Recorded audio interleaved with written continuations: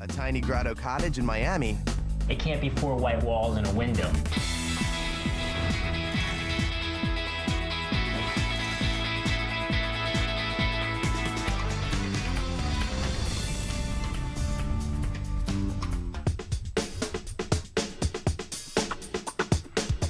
Mike Butler is an architectural photographer who takes pictures of Miami mansions, but comes home to a tiny grotto hideaway. Hi, Mike. How are you? Ginger, how's it going? Good. Good to see you. Yeah, you too. It's like a little mini adventure coming in through these caves. Very cool, isn't it? It's a nice transition from the outside world. It's very different. You want to go take a look at the inside? Absolutely. Let's go. Mike's 400-square-foot one-room cottage is one of 6 on the property. The vaulted ceilings give the space enough height for a sleeping loft. Mike, this place is tiny. I can see the whole thing. It's kind of like a beach cabana in here. Yeah, it's super small, isn't it? It's super small, but, you know, it looks like you've got a little bit of everything in here. Being an artist, I need a certain kind of energy. It can't be 4 white walls and a window. I wanted to create an environment where creative people could feel inspired. I wanted people to come here and write their great American novel. And I wanted to bring people together that could inspire each other. The right half of the room is for writing and relaxing. I'm standing in an office. If I walk 3 feet over, I'm in a nice, cozy living room. The 2 spaces are faced opposite each other. Instead of using a partition to separate the spaces as would normally be done, I use the furniture and the aesthetics of the 2 spaces, which are completely different, and you walk in and you immediately know which space is for what. I went from almost 1,000-square-foot apartment to this. This is the size of a 2-car garage. More or less, yeah, 1.5 almost. What I did is I just pared down all my garbage. We all have that riffraff, and out the window it went, and right down to the basics.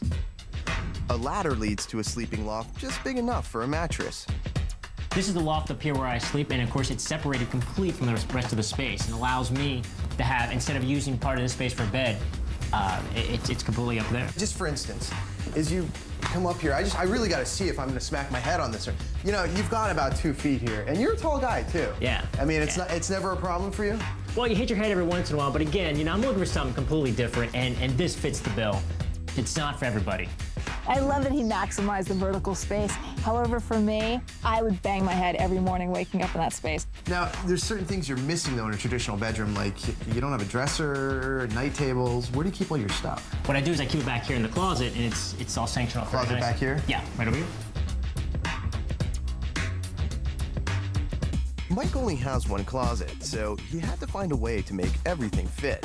This is a luxury, a walk-in closet in this space.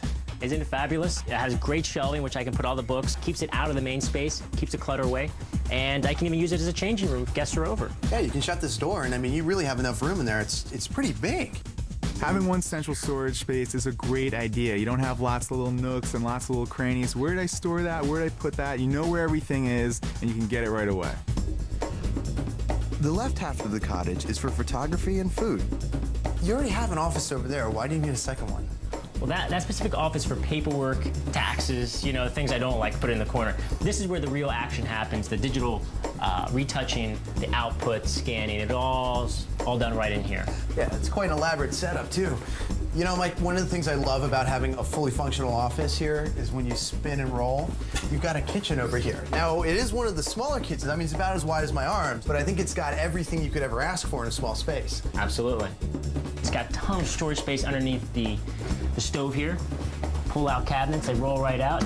We also have these up here, quite a few cabinets. The kitchen was actually something that was a very serious concern for me. This used to be a wall here, and we actually knocked down this wall. We made this as a space that was actually part of the rest of the space. We cantilevered it so that you could sit at the counter. Right over here. And the person could be cooking, and you could be chit-chatting or whatever. And if there's more people, you've got the whole space. Anytime you can have an overhang in a kitchen counter, it's great in a small space.